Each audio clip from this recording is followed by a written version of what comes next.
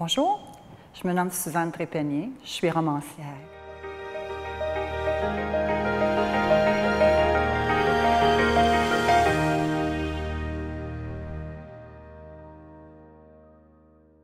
Comme je me plais à le dire depuis quelques années, je fais de l'écriture mon bonheur quotidien.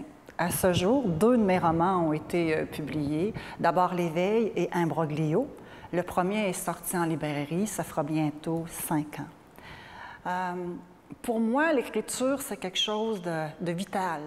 C'est aussi vital que pour quelqu'un qui boit ou que quelqu'un qui fume. Ça m'oblige à être une meilleure personne d'une certaine façon parce que je suis obligée de m'arrêter. Et ça m'aide à mieux me comprendre, à mieux comprendre les gens qui m'entourent.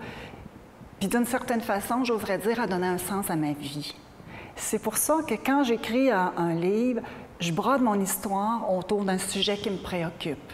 C'est tout le temps ça. Et par exemple, dans le cas de L'Éveil, mon élément déclencheur, ça a été l'enlèvement de la petite Cédrica Provencher. Tout le monde a été touché par ça. Et là, j'ai imaginé cette histoire, l'histoire de Marina, qui vient de vivre quelque chose de dramatique. En fait, elle fait face à l'épreuve de sa vie.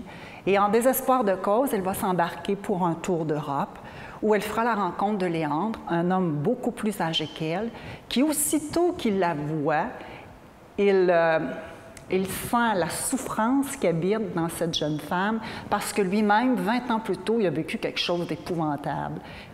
Dans Imbroglio, mon second roman, mais là, on est tout à fait ailleurs. On part en vacances sur la Costa del Sol avec 2 sœurs qui sont, ma foi, à l'opposé l'une de l'autre. La première est sérieuse, sage, réservée. Et la deuxième, Chantal, est un peu fofolle, accepte pas de vieillir. Et ces 2 sœurs partent donc en vacances. Et parallèlement, on va suivre 2 Irakiennes. On est d'abord à Paris avec Sabine, qui doit retourner en Irak, malgré sa peur, pour aller retrouver sa meilleure amie qui vient de perdre son mari dans un attentat terroriste. Donc, dans le roman, on est tantôt à faire des olé-olé avec les sœurs Doucet et tantôt en plein drame. Et il y a un homme qui fait le lien entre ces 4 femmes, un homme que je dis beau comme un dieu et dangereux comme un animal. Et dans ce livre-là, je voulais parler de la façon dont on regarde souvent les autres, ces gens qu'on croise un peu partout, ces gens qu'on connaît à peine, mais de qui, quelquefois, on imagine qu'ils ont une vie de rêve. On me demande souvent si dans mes livres, je parle de Sorel. Sorel est partout dans mes livres, puis en même temps, il n'y est pas. Je m'explique.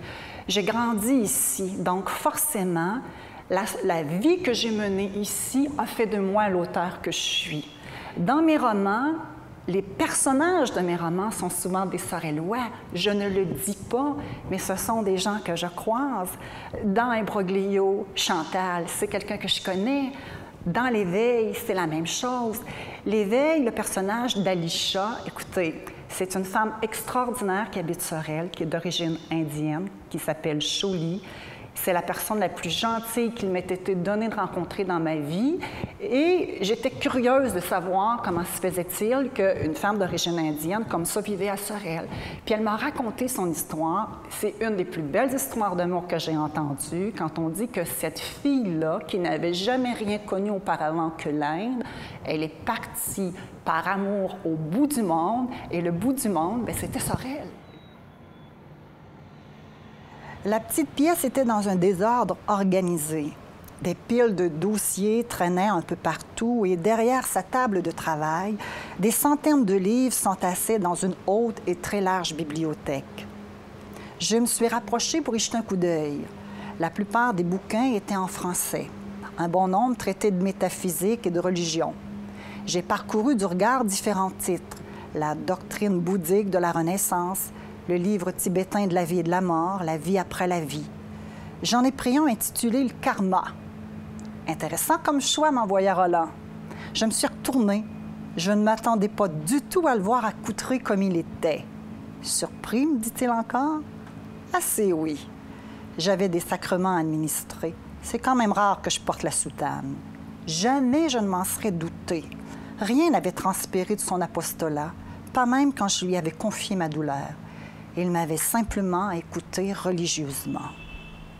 Je l'observais ôter son vêtement sacerdotal, je n'en revenais pas. Nos rapports auraient été différents si je t'avais dit que j'étais prêtre, n'est-ce pas? Probablement. Et maintenant, cela changera-t-il quelque chose? Non. Tant mieux, parce que j'ai besoin de toi.